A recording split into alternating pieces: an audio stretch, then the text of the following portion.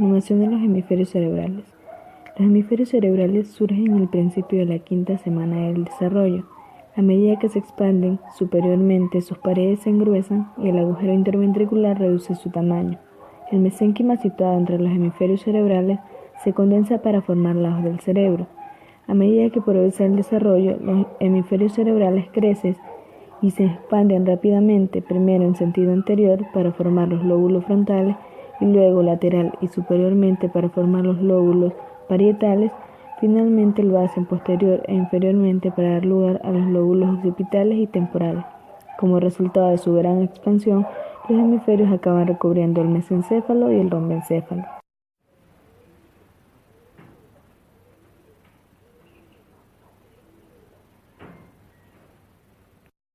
La pared medial del hemisferio cerebral permanece delgada y está constituida por células ependimarias. Esta área resulta invaginada por el mesodermo vascular, que forma el plexo coroideo del ventrículo lateral. El lóbulo occipital del hemisferio cerebral queda separado del cerebelo por mesénquima, que se condensa para formar el tentorio o tienda del cerebelo. En tanto, las células de la matriz que tapizan el suelo de la vesícula prosencefálica proliferan, produciendo un gran número de neuroblastos. Estos forman colectivamente una proyección en el interior de la cavidad del ventrículo lateral, denominada como cuerpo estriado. Más tarde, este cuerpo estriado se va a diferenciar en dos partes, una porción dorsomedial, el núcleo caudado, y la parte ventrolateral, el núcleo lenticular. Este último se subdivide en una parte lateral, el putamen, y en una parte medial, el globo pálido. A medida que se expanden los hemisferios, su superficie medial se aproxima a la superficie lateral del diencéfalo. Así, el núcleo caudado y el tálamo se encuentran en estrecho contacto. En la pared medial de la vesícula prosencefálica se produce un engrosamiento longitudinal que protruye en el interior del ventrículo lateral formando el hipocampo. Mientras se desarrollan estas diferentes masas de materia gris en el interior de cada uno de los hemisferios cerebrales, las neuronas en maduración de diferentes partes del sistema nervioso envían axones, ya sea hacia o desde la corteza en fase de diferenciación. Estos axones forman los grandes tractos ascendentes y descendentes que a medida que se desarrolla se ven forzados a pasar entre el tálamo y el núcleo caudado medialmente y el núcleo lenticular lateralmente. El haz compacto de fibras ascendentes y descendentes se denomina cápsula interna. La cápsula externa está constituida por pocas fibras de proyección cortical que pasan lateralmente hacia el núcleo lenticular.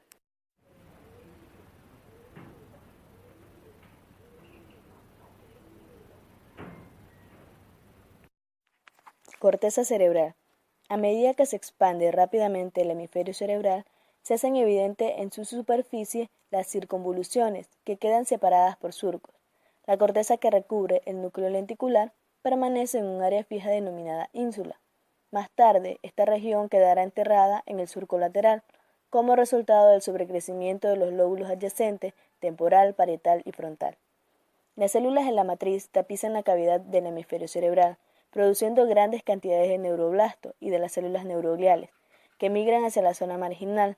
Las restantes células de la matriz formarán finalmente el epéndimo, que tapiza los ventrículos laterales. En la 12ª semana, la corteza se hace muy celular debido a la migración de un gran número de neuroblastos.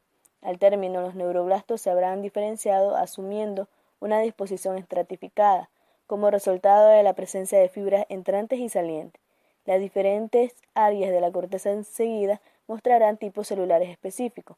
Así, la corteza motora contiene grandes cantidades de células piramidales, mientras que las áreas sensitivas se caracterizan principalmente por las células granulares. Comisuras.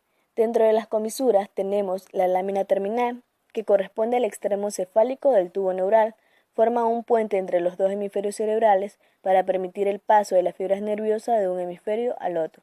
La comisura anterior es la primera comisura que se desarrolla, discurre por el interior de la lámina terminal y conecta el bulbo olfatorio y el lóbulo temporal de la corteza de un lado con las estructuras homólogas del lado opuesto. El fornix es la segunda comisura que se desarrolla y conecta la corteza del hipocampo con cada uno de los hemisferios. Y por último, el cuerpo calloso, que es la mayor y más importante comisura, es la tercera en desarrollarse. Sus primeras fibras conectan los lóbulos frontales de ambos lados y posteriormente los lóbulos parietales. A medida que el cuerpo calloso aumenta de tamaño debido al incremento en el número de fibras, esta estructura se va arqueando hacia atrás sobre el techo del tercer ventrículo en desarrollo. El resto de la lámina terminal que se encuentra entre el cuerpo calloso y el fórnix resulta estirada hasta formar un fino tabique, denominado septo pelúcido. El quiasma óptico se forma en la parte inferior de la lámina terminal.